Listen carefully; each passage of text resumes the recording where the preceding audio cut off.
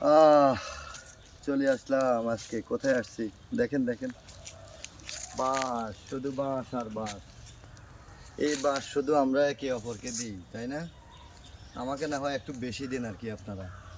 এই বাঁশ না হয় আপনারা আমাকে একটু বেশি দিন। মনে রাখবেন, এই বাঁশ শুধু মানুষকে দেওয়ার জন্য না, এই বাঁশ গুরুত্বপূর্ণ কাজে লাগে। আমি, আপনি সবাই যখন মারা যাব, এই বাঁশ ছাড়া কিন্তু মাটি দেওয়া যাবে না, মাটি চাপা দেওয়া যাবে না, কবর দেওয়া যাবে না। এই বাঁশ কিন্তু প্রত্যেকটা মানুষের জীবনে অত্যন্ত গুরুত্বপূর্ণ মৃত্যুর পরে। অথচ আমরা এই বাঁশ নিয়ে কত মজা মাস্তি করি, আমরা কথায় বাঁশ দিই, একজন একজনকে কথার মাধ্যমে বাঁশ দিচ্ছি, চলার মাধ্যমে বাঁশ দিচ্ছি, মানে কত ফান করি এই বাঁশ নিয়ে। অথচ দেখেন আমরা কি বাঁকার বাঁকা, বাঁশগুলো তো আরও বাঁকা। এইদিকে আছে বাঁশ, এগুলো হচ্ছে বরক বাঁশ। এই বাঁশগুলো বাঁকা ঠিকই মৃত্যুর পরে, মানুষ মৃত্যুর পরে যখন এই বাঁশগুলো কাটা হয়, কেটে কেটে যখন টুকরা করা হয়, প্রত্যেকটা মানুষের জীবনে এই বাঁশ অত্যন্ত গুরুত্বপূর্ণ। এই বাঁশগুলো কিন্তু সোজা হয়ে যায়। কি লাভ রে ভাই, একজন একজনকে বাঁশ দেওয়া নিয়ে এরকম কথাবার্তা বলা, ইনসাল্ট করা, ছোট করা, দরকার কী রে ভাই? কোনো দরকার নেই। অন্তত পারলে সম্মান দিয়ে কথা বলা উচিত, একজন একজনকে সম্মান দিয়ে কথা বলে উচিত।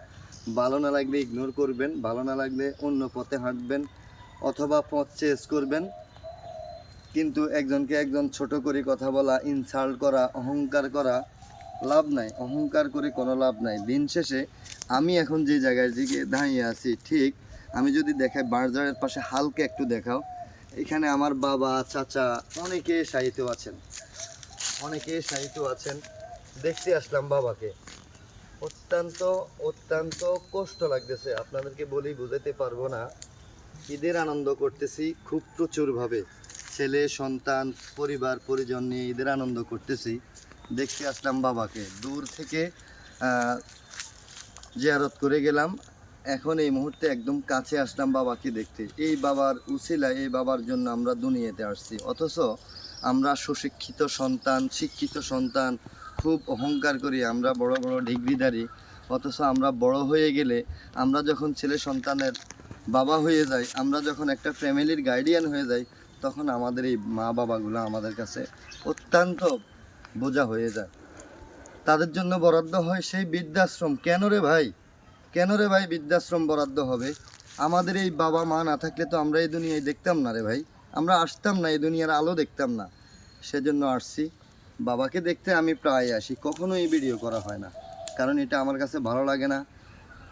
কবর দেখানো, এটা দেখানো, ওইটা দেখানো আমার কাছে ভালো লাগে না। কিন্তু আজকে খুব ইমোশন হয়ে গেছি, সত্যি সত্যি ইমোশন হয়ে গেছি, যে খুব কষ্ট লাগতেছে। অথচ এই দুইটা মানুষ আমাদের 8, 10, 15 জনের একটা ফ্যামিলি টানছেন, চালিয়ে নিচ্ছেন, আমাদেরকে মানুষ করেছেন। অথচ তারা দুজন মানুষ আমাদের 4 জন, 5 জন, 10 জন, 15 জন মানুষের কাছে কতটা না বোঝা হয়ে যায়। খুব কষ্ট লাগে। সবাই ক্ষমা দৃষ্টিতে দেখবেন, আসলে আমি ইমোশন, অনেকগুলো কথা বলে ফেলছি। সবাই একটু মা বাবার যত্ন নেবেন, মা বাবার প্রতি খেয়াল নেবেন। বৃদ্ধাশ্রম এই শব্দটা যেন কারো মুখে না আসে। সবাই ভালো থাকবেন। সবাই সবাইকে এই বাঁশ দেওয়া বন্ধ করবেন। আসসালামু আলাইকুম।